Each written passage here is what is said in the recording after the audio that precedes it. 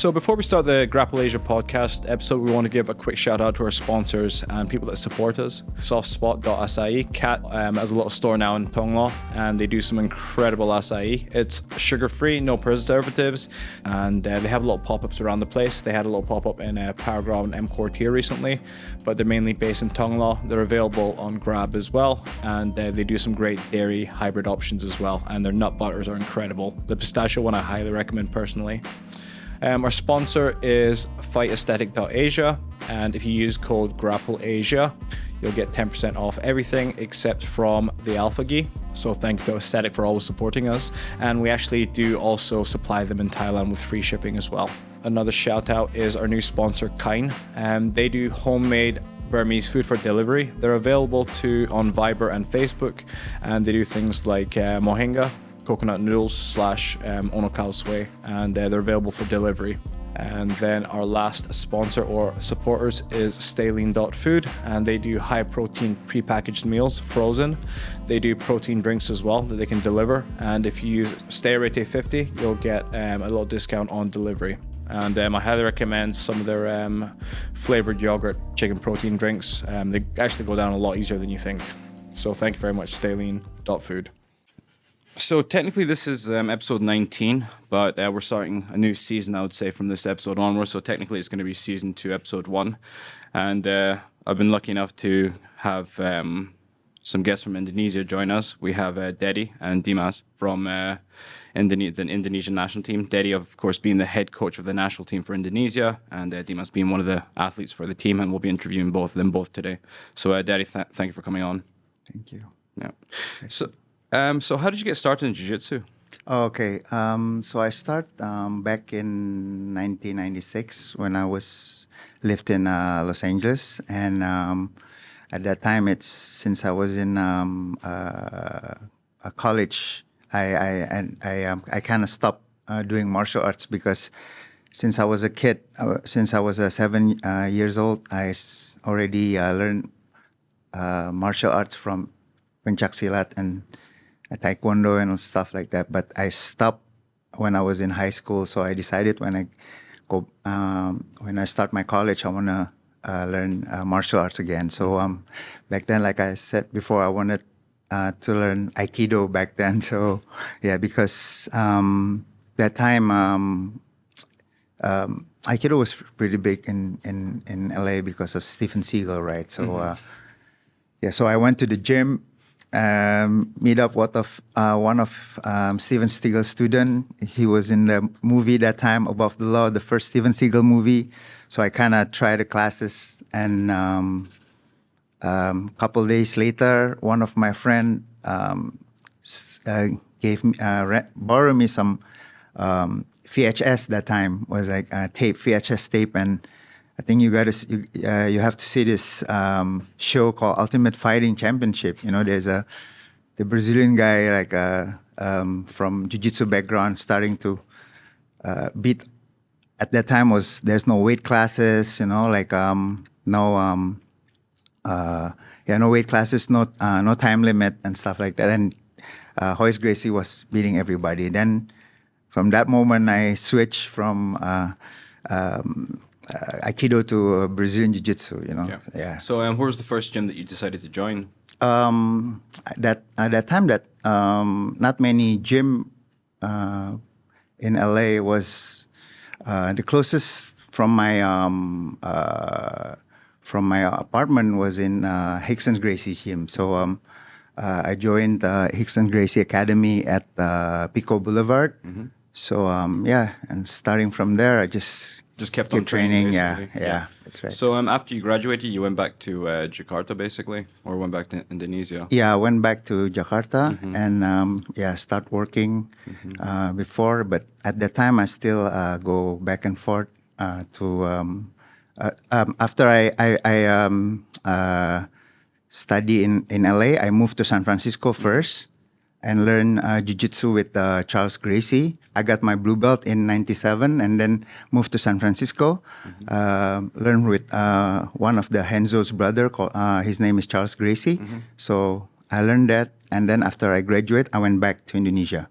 So at that time, I start to work, but at the same time, I still go back and forth to San Francisco, and and I got my purple belt from Charles Gracie in 2001. That time, yeah. Okay. How did the jiu-jitsu scene come up in Indonesia? How did it start in Indonesia? So back then, it's not when I went back. Not there's no jiu-jitsu basically. There's no Brazilian jiu-jitsu, and I start joining the because I need a training partner because I don't have anyone to train before. So I start joining a judo gym back then in North Jakarta just to find friends to train and sparring partner, and yeah. But at that time, it's not did very well, and I have to leave the gym, at that time, and so. But luckily, on the around 2000 and 2001, a friend of mine introduced me to this Spanish guy, a friend of mine. His name is Alfonso Garcia. So he's actually a Spanish Olympic team judo player, and he was in the Olympic of Los Angeles in 1984. So I that time it's introduced and we trained together back then because I have nobody to train. So lucky I have him, and I start to train judo with him and also train some newaza with him at the same time. Yeah, that's awesome. When did an actual dedicated jiu-jitsu gym, let's say, open in Indonesia then? The first one that I opened, it's in 2002. Yeah, because that time it's UFC start to really pick up, one of the TV station in Indonesia start to broadcast a UFC at that time. So the TV station also kind of bought a franchise with the Pride Fighting Championship back then. So they start to make a mixed martial art event in Jakarta, so in Indonesia. So at the time, I already start. They start to ask me to become the one of the grappling coach for the MMA fighter from Indonesia. So so the first gym that we opened is 2002. And when did you decide to affiliate with Alliance team? Because at that time it's I don't have any affiliation, so I was purple belt at 2001. So I was like thinking for 10 years later, I was thinking it's about time that, because some of my students, they already train like for a long time, like 5 or 7 years, they're still a blue belt. I mean, they're still a white belt. But, and then I was like thinking, I think it's about time we need to have I need to have a affiliation to make the school in a proper way with the curriculum, with the grading system. And and 2011, I decided to contact Alliance and went to Atlanta that time to go for the instructor course, meet up with the founders, and and then came back. And at that time, I met Jacare, and he started to. At the same time, he promoted me to brown belt back in 2011. Was there a reason why you picked Alliance over the other associations? Like you have Atos in the Philippines, for example. You have Gracie Baja, GFTeam, etc. That time was Atos wasn't as big quite yet. No, not yet. Only like Gracie Baja. So I contacted a couple of gyms, but the one that actually give me a good feedback and welcome me, it's actually Alliance. Yeah. Right. Okay. So you did try and inquire from gyms. Right. Oh, I see. So now that it's 2024, what's the Indonesian Jiu-Jitsu scene like? What is it like? To be honest, back in 2005 until 2020, the Jiu-Jitsu scene in Indonesia, most of the competition it's no-gi, no-gi competition. So it's largely no-gi. Yeah. Right. Okay. One of the cigarettes company in Indonesia sponsored the event. So back then it's back in 2005, Mike, until 2000. I think it's 2020 or 2019. I forgot. So they kind of sponsor all the events. Wow. enough. And all the competition back then, it's all no-gis. Right. And it's submission only. First rule, it's kind of submission only. But if you don't get any submission, you have to go for the sudden death. Right. Let's say if you stand up and you take down someone That's and you it, can't hold the basically. position, Yeah. then you got to point. Then you stop. Then you win. Right. Okay. Yeah. Okay. So they kind of change it, all the rules before, from sudden death to some rules changed to EBI, and then after COVID, then it stopped. You know. Okay. So I'm trying to promote jiu-jitsu. I was involved in that they call it the Indonesian Submission Championship. I was involved in that, but after that, I decided to make competition more into gi competition with the IBJJF rules. Yeah. Because I want all the beginners. They have in like IBJJF, they have a belt system, right? So if you're a white belt, then you're gonna go for a white belt rules and requirements. Like you cannot you only can do straight foot lock and stuff like that. So I just do a IBJJF rules competition. Then after that, and couple of competition. Then the government start. Yeah. In 2018, Asian Games Right. was in Jakarta, right? So. Yeah, it's almost the same like IBJJF rules, but it's a black belt. Then from there, it's the government start to support. Yeah. So the jiu-jitsu, to be honest, it's growing, but again, like I said, only in the big cities in Indonesia. Though. Yeah. Not all the cities is actually all the islands in Indonesia actually have jiu-jitsu yet until now because we don't have enough instructor yet. Yeah. Yeah. Oh, okay. That's really interesting. Yeah. So who was involved in the Indonesian Submission Championships? Was it you, and was it any other kind of association? Back that time it was Synergy was there. Nico Right, Han yeah, was Synergy, one yeah, of the Nico Han, Synergy yeah. one, and Martin Hartono is actually one of the owner of the cigarette companies, and he's actually a black belt also. Oh, okay. Jiu-jitsu, yeah, so he kind of support all the event. Yeah. And so it's like a lot of back then. It's not many communities. Yeah. Only some of us that study abroad in US and came back and start to promote jiu-jitsu. Is there much of like a network between you and Bali, for example? Like, so you guys are based in Jakarta, and then Bali's obviously got this huge community of jiu-jitsu people as well. Yes. Do you guys like train together back and forth, or? Usually, like for example, Bali MMA, they always contact me for making like competition, like inviting or they ask for the support from the organization from FBJJ also to support their event. So we always kind of try to support each other to make the competition competition scene in Indonesia bigger. Also, that's right. Yeah. Is there any distinct features of like Indonesian culture that shapes the jiu-jitsu there? Like, it could be something distinct, like Thailand, for example. They have their own little distinct way that they train. The community is, etc. And then obviously you have like jiu-jitsu in China is a little bit different. Let's say Philippines definitely got a different culture in terms of jiu-jitsu. It's very heavily influenced by, let's say, the US because of the relationships that they have there.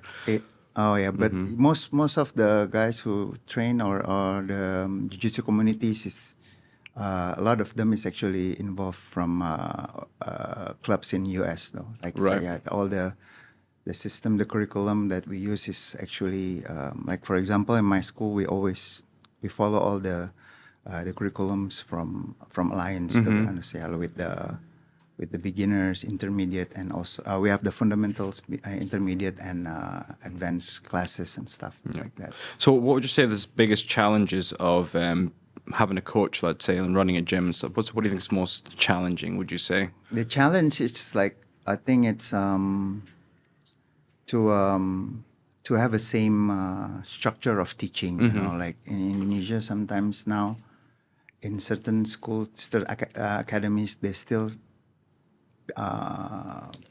instructor that teach that they just watch the video and just they kind of like copy and paste, basically. Yeah, that's right. And they don't have enough they don't have a good structure in my opinion. So yeah, that's one of the challenge that I think we need to be fixed. But in terms of the people who train, is a lot of people to train. They just need to have a good structure and in order to make the school running very well. So like basically like a more standardized curriculum, basically. Right, like standardized, better, like a higher standard, basically. That's right. Yeah. Okay. So you're now the head of the national team. That was 2018, 2019 that you became the head coach?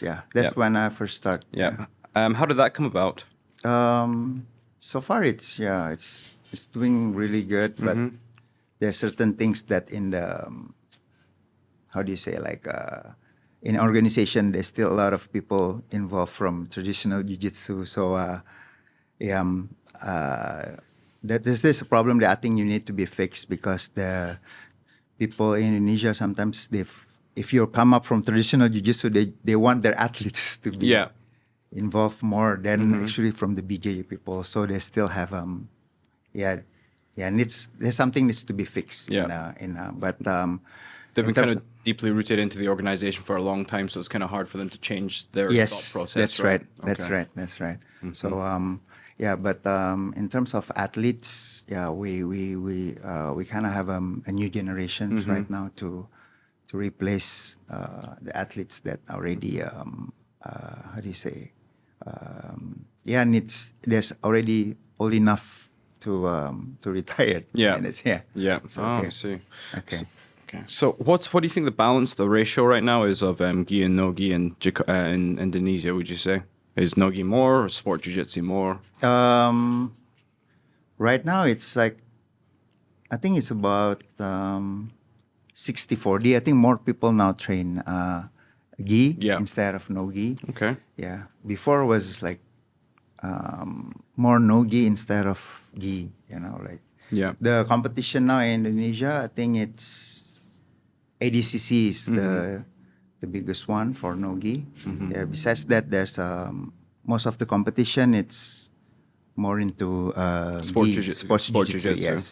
Yes. I think AJP's actually started to come to Indonesia as well, right? Yes. They're planning to come on October, I think, if I'm not mistaken. I think they're planning on doing an event in Bali, but got pushed back. I think it was. Yes. It was supposed to be earlier, but now they moved. Moved back. Well, in terms of hosting competitions, where do you think the best place in Indonesia is? Do you think it's Bali, or do you think Jakarta is better in terms of infrastructure? Yeah, that's a good question. I think Bali should be good right now. So because in Bali they have a lot of communities also. But the problem in Bali, the competition, not everyone knows the IBJJF rules. So mostly if they make a competition, it's a submission only competition. And now they have a ADCC, but they're starting to make a competition based on ADCC rules. But for no gi for gi IBJJF, right now they don't have it. But that's what we're planning to try to make the competitions in Bali for. Has the IBJJF ever been in contact with you in terms of organizing something in Indonesia? Not yet. We actually had contact with them, but I know they have a certain requirement to make a competition. Like, but at this time we're trying to get as many as competitors that we can right now. I think they want at least 300 to 400 competitors. Right. Okay. Yes, that's right. Right. So in terms of coming into Asian Games and traveling around, basically, you've got a team now, and they're in Bangkok. There's a competition from the 20th of June in Thailand, correct? Yes. But you guys travel around like Cambodia, the other countries that host like the Asian Games, like Philippines does it sometimes as well. Usually the one who got supported by the government right now, it's only this. The Asian Games. The Thailand Grand Prix. Right, okay. But it's only from Jakarta. So actually it's different states. They give a different, how do you say, like for example, in Jakarta, from Indonesia, from Jakarta, they want us to do a training camp in Thailand, and then after that, competing Yeah. in Thailand Grand Prix. Right. But there's other area, like for example in West Java, Yeah. they make their own training camp in Indonesia. Yeah. But they want the athletes to the one that to compete in fighting system. They want them to compete in Thailand Grand Prix. But the one it's Newaza, they want them to compete at Asian Open in Japan. In Asia, Asian Championship. So that's depends on the. It depends on the region, state, basically. So it's not all uniform. And so it's a little bit fractured. Different. That's because really right now, we're gonna have on September we're gonna have National Sports Week. We call it the National Sports Week. So every state we're gonna compete and.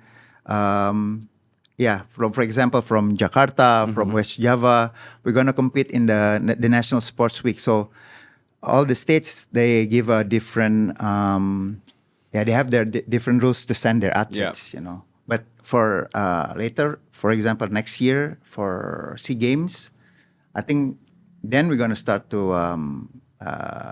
For example, for Asian Games last time, the national team. Government, they want the athletes to compete in to do a training camp in Carpe Diem, for example. Then go to Asian Games. That's right. That's really interesting. So each state has their own kind of like governing body. Then they have their own idea of where they want you to compete.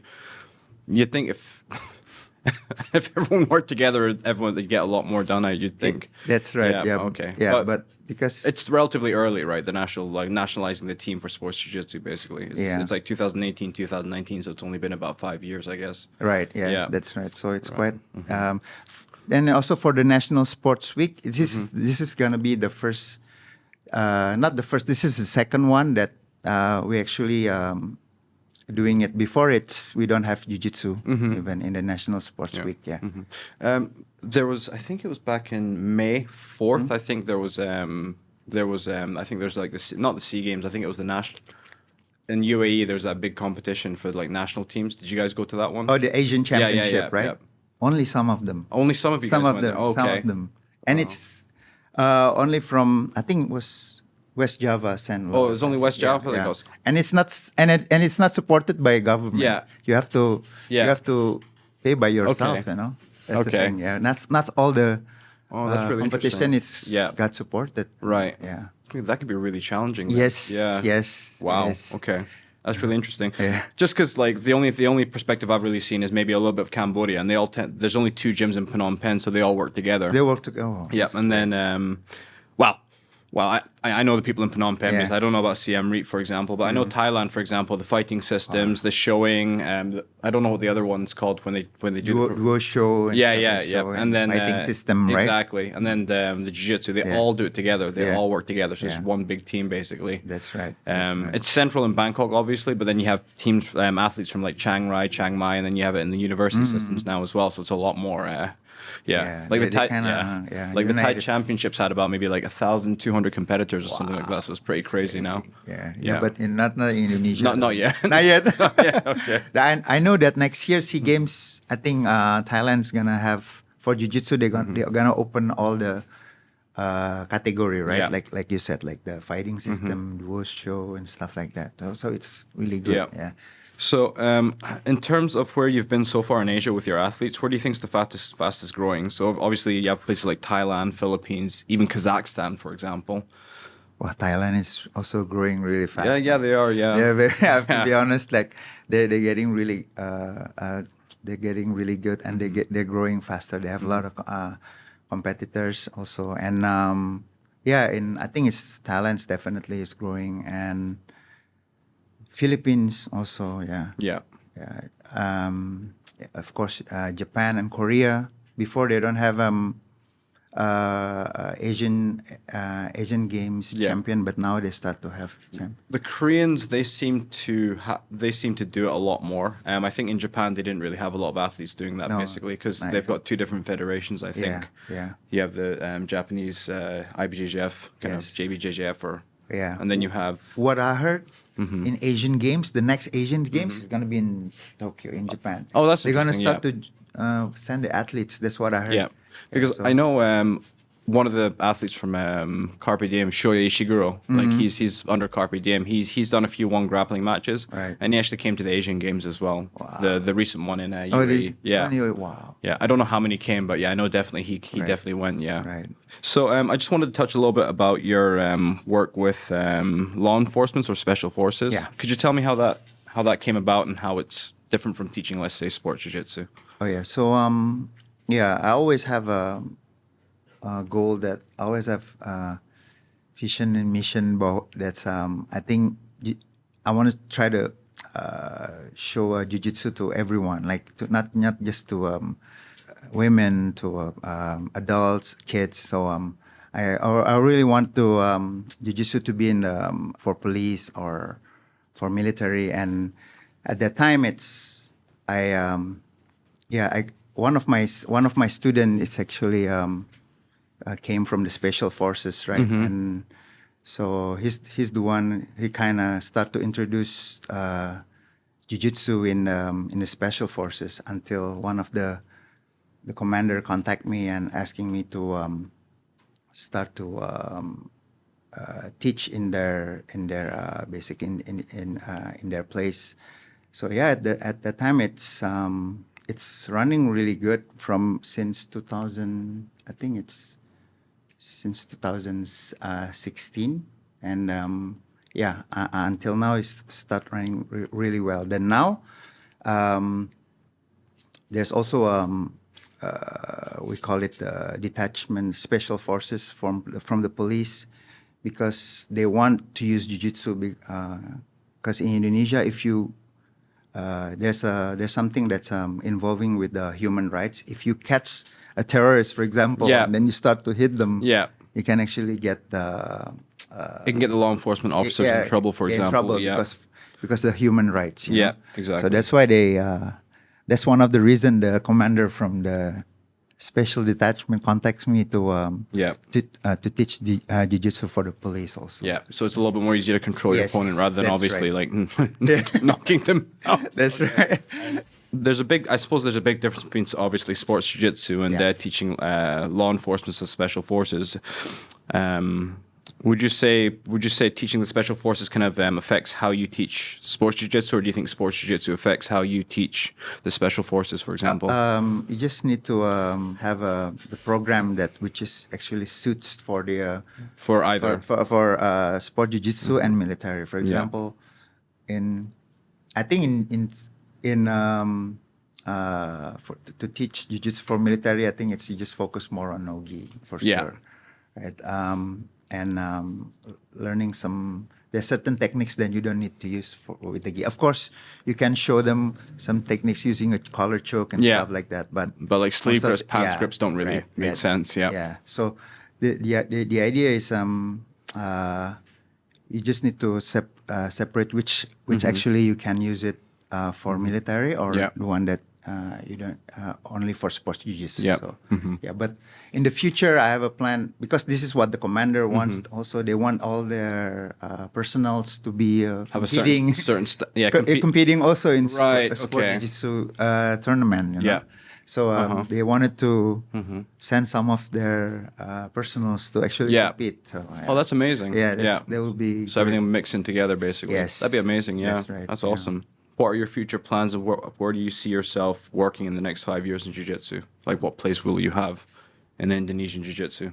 I always wanted to teach jiu-jitsu for not just for military, and I want the people with the special needs also. You know, like in the future, hopefully, because now it's like in UAE they have a jiu-jitsu for people who's actually that's my goal. But I think right now the most important thing I have to have more instructors in Indonesia, to be able to make jiu-jitsu more saturated in the country, basically. Because now it's still there is limitations right now. Only in the big cities in Indonesia they have jiu-jitsu until now. So hopefully in the future I have to have more instructor, then makes jiu-jitsu growing more in Indonesia. And my last question would be, who would you like to thank?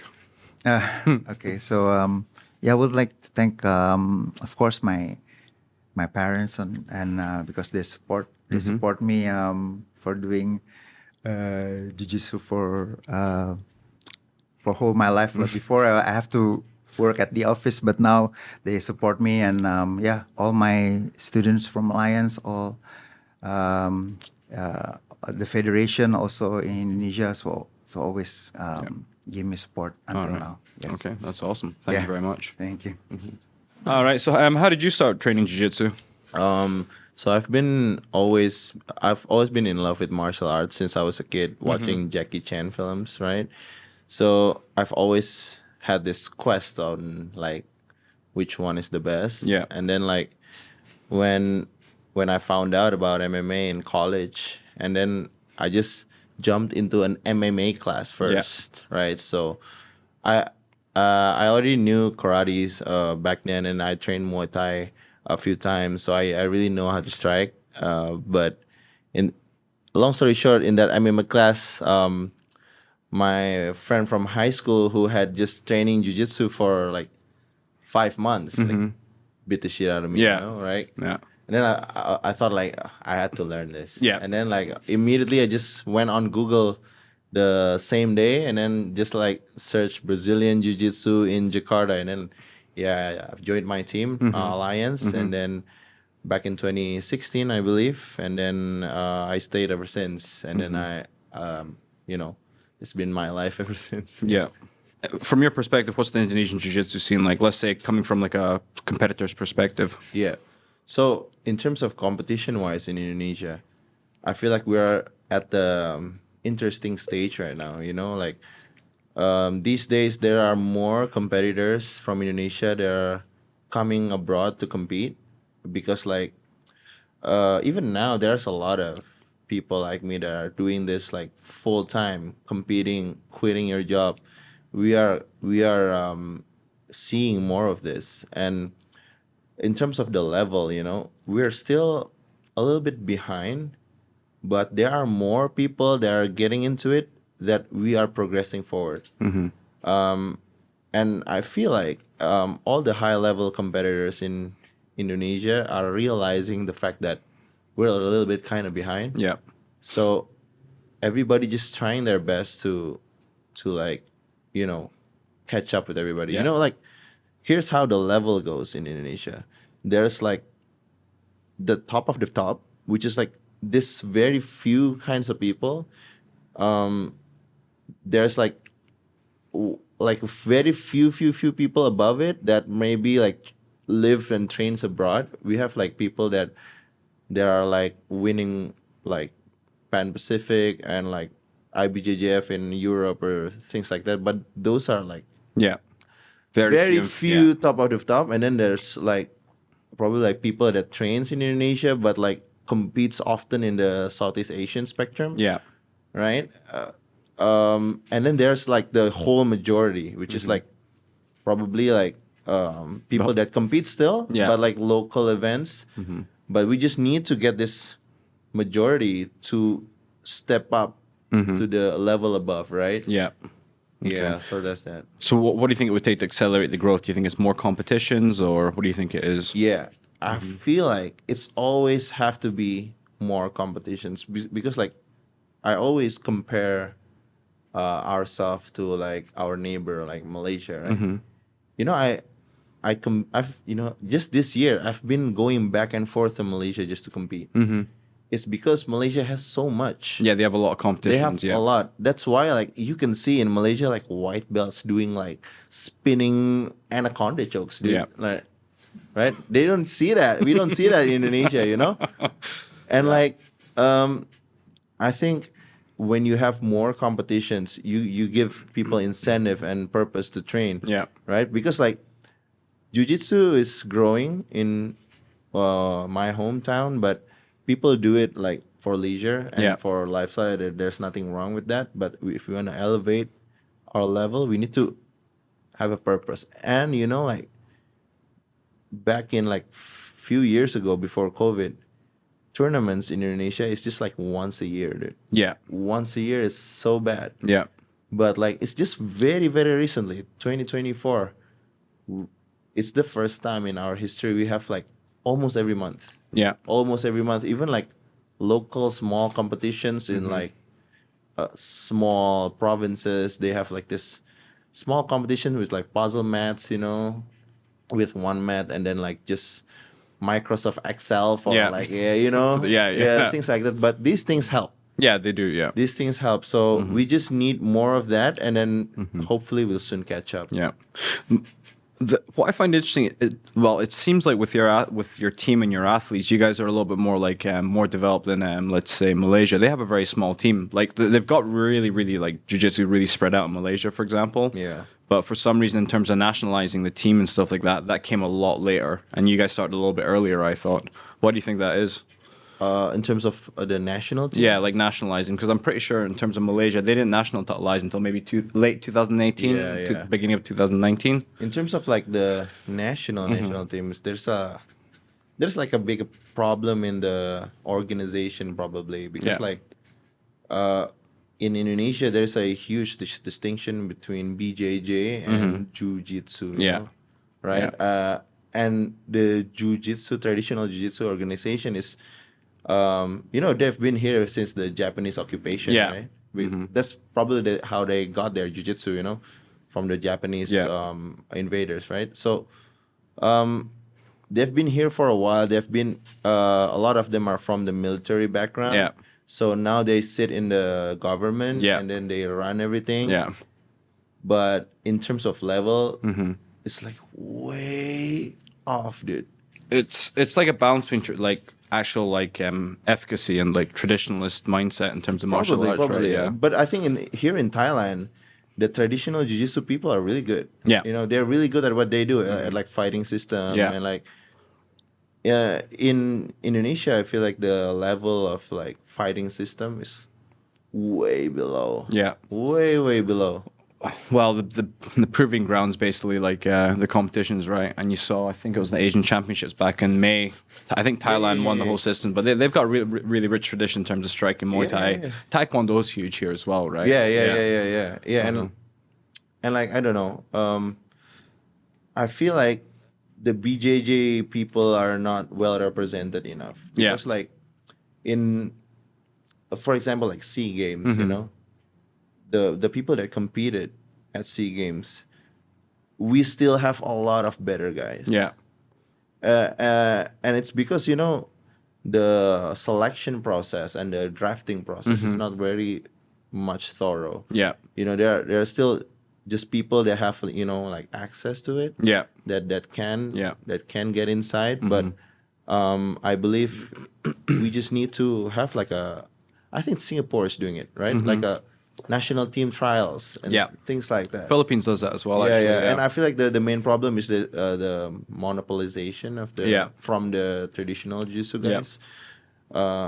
There needs to be more BJJ guys that's going in. That's basically represented inside the government, basically, right? Yeah. Or like just include people that are our diaspora. You know. Yeah. There are people from Indonesia that are really really good that could easily win gold. Yeah. But I don't know why, like you know, they just want traditional jiu-jitsu people to represent. Not going to get them very far, though, is it? Especially with the way the sport's being organized now. Yeah. But I think it's going more forward. There are more jiu-jitsu. There are more BJJ people represented now and getting registered in the traditional jiu-jitsu federation. Yeah. People getting in, kind of doing politics a little bit and getting their name into it. So I think we're moving forward, but like kind of not as fast as we want. Yeah. Especially the way that jiu-jitsu seems to be exploding around the world right now as well, dude. right? Yeah, it's crazy. Exactly. So in terms of where you've competed, where do you think is the fastest growing in let's say in Asia right now? These days, well, this is my first time in Thailand, but you know, I've been really looking closely towards the Malaysian scene because I've been competing there a lot. You know, I remember going to a gym in Malaysia and getting tapped by a white belt, dude. Yeah. Really? Yeah. Wow. Like and not just once and like many times. And then I feel like the Indonesia needs to step up, you know, right? Because like, that's the thing, you know. There's there's a lot of foreigners like Brazilians or like champions that can work and live there. Yeah. It's so hard to bring foreigners in Indonesia, dude. Like the paperwork and stuff, the visa, work visa. It's so hard. We need that, you know, that technology transfer. Yeah. Right? It's interesting you say that because when I speak to people in Malaysia, they say one of the challenges is bringing like Brazilian instructors because like they do have a few, obviously. Yeah. But they say that the process is way harder than Thailand as well. Yeah. Well, we do still have like some associations have Brazilian, like I think Wigraha Indonesia have Brazilian instructor. We have some other Brazilian living here, and especially in Bali, dude. Yeah, right, dude. Yeah, exactly.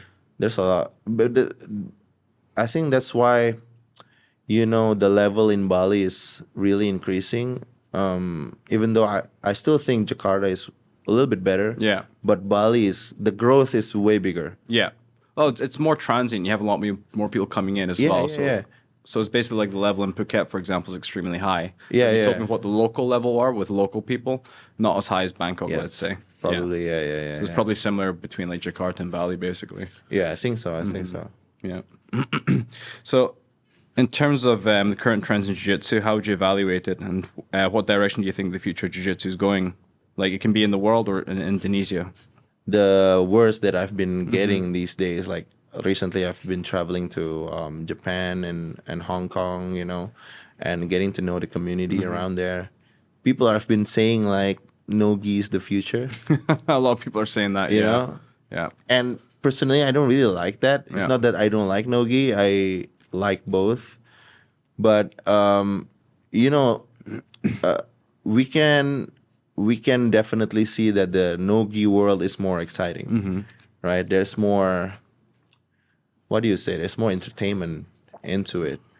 So definitely no-gi's growth is going to be bigger. But I think still gi is here to stay. I think so, yeah. Yeah, and I want it to stay, and it should be like equally. Yeah. Right. So, coming into Asia, I feel like, just looking at a micro scale, I think in Jakarta, gi is growing more than no gi. Yeah. I feel like. Maybe in some regions like Bali, probably no-gi is more popular. So I think it's just like a mix of everything, you know. Yeah. I did an article quite recently, actually, after Coach Deddy. I did one with this guy called Hardianism, who's that team's like they're mostly like no-gi, right? Yeah. They're like, I feel like they're the only team that's like, you know, really have a system to dominate the competition. Of course, their signature techniques are leg locks. They're known for it. Right, okay. They're known for it, but I think we've been seeing a lot of improvement from that team. They know how to wrestle now. Yeah. You know, and you know, we have this guy, my friend from that team, that did ADCC trials recently. Ferrantino. Yeah, I'm doing an article with him right now as well. Yeah, he seems really interesting. Dude. Yeah, he won the Bangkok Open Absolute Division. Yeah. That was insane. So we have two main stars from that team, like Ferrantino and Professor Randolph. Yeah, these two are like those two guys are crazy. Yeah, you know. Earlier I talked about like the creme de la creme. Yeah. And these guys are it, and they don't even train abroad. Yeah, they train like locally here. Oh, what would you credit their success to? Would you say? In my opinion, because I don't really train with them that much. They're my friends. You know, we talk a lot and stuff. But I actually attended their seminar recently. Yeah, Randolph did a seminar, and then I attended it. The way they train, you know, I feel like they really have this like no mercy way of thinking. Yeah, you know, and this is a key takeaway I took from their seminar. To do leg locks, dude, it's not about like finishing it. It's Yeah. about like before you finish the leg lock, you have to really make a statement that Yeah. your leg is gonna be broken. Like, and then the way You they gotta do set- it, set the intention, Yeah, the basically. way they did it is like the way they taught me. Like, Yeah. you squeeze as hard as possible, dude. Like here, you Yeah. need to be. I think that shows like the will to win. Yeah. And that's probably a credit to their professor too. And Yeah. they do the holistic training. They condition their body really well. So. Yeah. So like they're adding. Yeah. Well, it seems like Valentino. He said he's like a fitness. He's Yeah, like yeah, yeah. dude. That guy is like this guy is lighter than me, but he's like Yeah. a juggernaut, dude. Yeah. yeah. But these two are amazing guys. So Yeah. really, really humble too. Yeah. I first saw them at the Bangkok Open, then I saw them at the trials as well. And yeah, it was quite impressive to see they do really make a concerted effort to like compete, especially at the international level. Yeah, even yeah, when they know that there are some limitations coming from like some of the more developed countries in Southeast Asia. Yeah, Basically. true. Yeah. What are your future plans in terms of where do you want to be in 5 years' time as a let's say as a competitor, as a coach, let's say. Yeah. So currently, because I left my job already to pursue jiu-jitsu, now I'm building a gym, Alliance North Jakarta. I'm planning to put all of my time into growing this. You know, Yeah. like at first I didn't want to be a coach. I just want to do jiu-jitsu and then like compete and stuff. But now I think I'm much more of a teacher than a competitor. You know. Yeah. But so now I have a lot of big plans for my gym. I'm gonna grow the place to be bigger Yeah. and stuff. I really take inspiration from the gyms that I've been to around my competition tour. Right? Like even like your gym, you know, Arete has a really nice community, and I would love to have like a gym kind of like that. Yeah. You know, so that's that. I really want my gym to grow, and for my personal goal is that maybe in the future I wanna receive a higher level of jiu-jitsu education. Yeah. Probably like travel abroad and to live abroad. Probably while also taking my master's degree. Yeah. Because like that's the only way I would afford going abroad is by getting a scholarship Yeah. for a master's degree. What would your master's degree be in? Sports. Sports. Sports management. Yeah. Yeah. So I want to train while getting my master's degree. Yeah. Yeah. It's an interesting thing when it's like you're kind of, let's say you're kind of in between this current line right now, being a coach and a competitor, or you're transitioning to be a coach while you're still being like a competitor. What I noticed a lot with some of the competitors in the Thai national team, for example, they do this because they're getting paid to do it as an athlete, right? Yeah. So it's a little bit different to, let's say, a hobbyist who like does a 9 to 5, does 40 hours a week of their job, and then they come and train, for example. And I found that once their tenure as a national team athlete has ended, they don't really train anymore. Maybe I don't know. Maybe it's Really? the way. Maybe it's the way they train, but they kind of tend to more start focusing more on like a job and a career and stuff like that as well. But I just feel like a lot of the athletes, especially the ones that have done really well so far in Thailand, I feel like they could have leveraged that to maybe open their own gym, for example, you know. But I don't know. Basically, what I think is like. I don't know about the Indonesian national team if you guys really love what you do, because the Thai national team, they're really good as well, but maybe they kind of like train themselves to the bones where they don't want to do it after they retire. Right now they're just earning a salary from being an athlete, so like after that they're like, oh, that's enough of that kind of thing. But you still have that fire. You really enjoy it, right? No, I'm at the point where I don't think I can go back to 9 to 5. You know, right? Because like I'm already like you know, like balls deep into it. Yeah. So I think my way of, because like my tenure as a state athlete is gonna be gone soon too. Yeah. Probably in September. Is there like a limitation, like of how long you're allowed to be a state athlete? I think there's an age limit there. Oh, really? I think there's an age limit, which is total bonkers, dude. Yeah. Yeah. It depends on the country as well, right? Yeah. So my way of doing it is actually to make an ecosystem of revenue stream Yeah. for myself, in which all of this has to come from jiu-jitsu, right? That's why I built my gym, and then I still teach private training Yeah. too, right? I have a lot of private students these days, and you know, these things, even though I don't train, but by teaching, I can also like kind of roll a little bit. Yeah. So, so yeah, I don't think I can find another job. I know there's a lot of national athletes that are doing that too. Even in outside of jiu-jitsu. So when their tenure ends, they trying to find like another job. Yeah. You know, but in my opinion, your job should be Yeah. that, probably not as an athlete, but probably selling geese. Yeah. Or like, I don't know. Something involved with the sport. Yeah, basically. yeah. I was living in Japan doing the 9 to 5 thing. I was asked to come back after I lived in Thailand for 3 years. You went on 9 to 5 in Japan?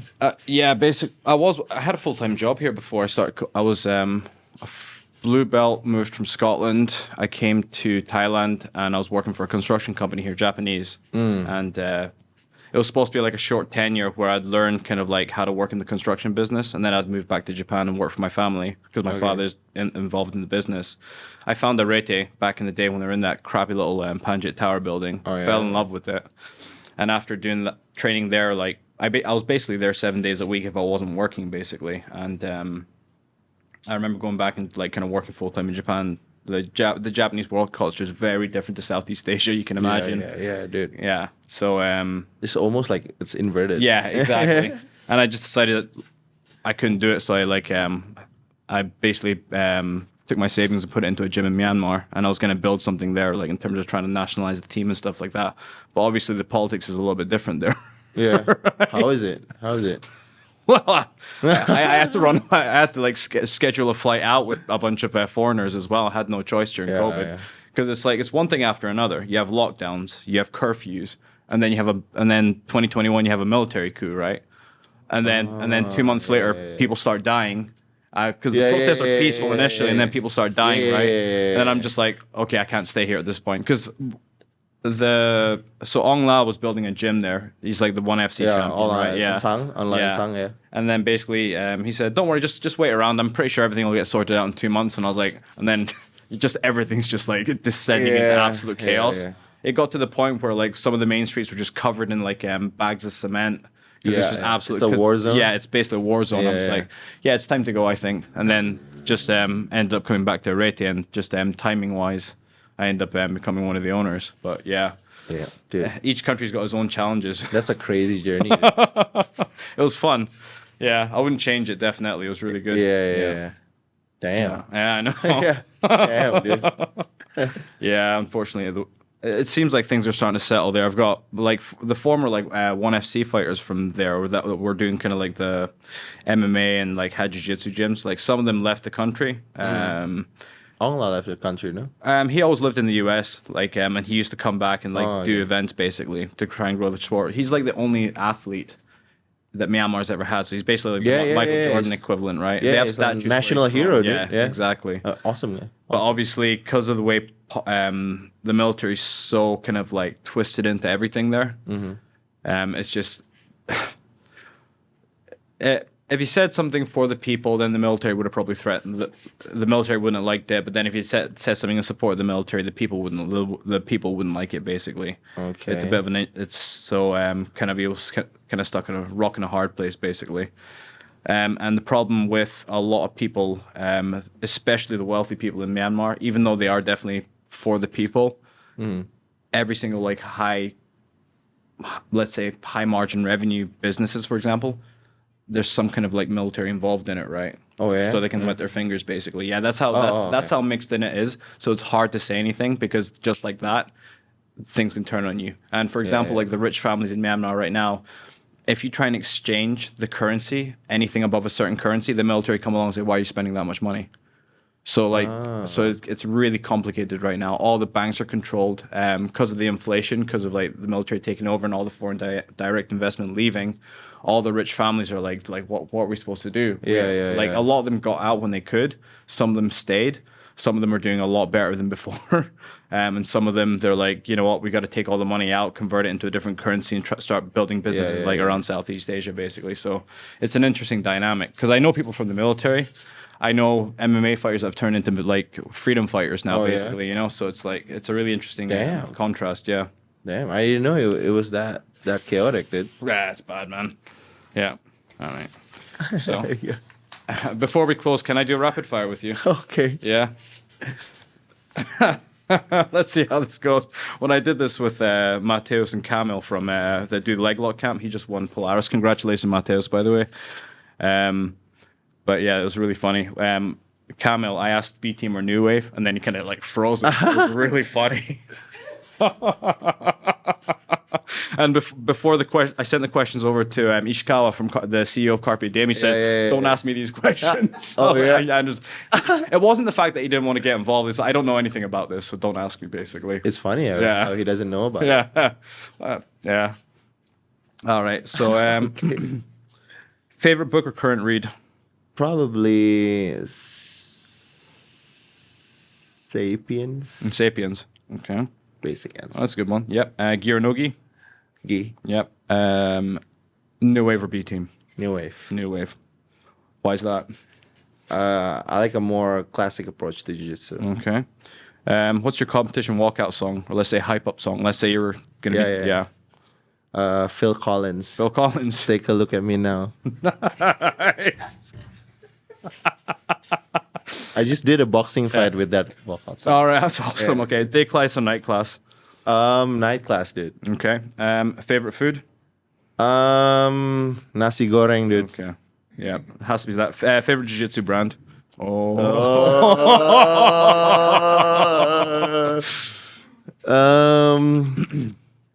I'm making my chest move for a potential sponsor. Okay. No. Probably now AP. AP, yeah, they're good. Favorite submission? Armbar. Armbar. Answer. Yeah. What does a black belt mean to you? It means that you're, in a way, like becoming enlightened. Yeah. Okay. Favorite competition to watch? So that can be like IGA, Polaris, ADCC. I would say Polaris. Polaris. Yeah.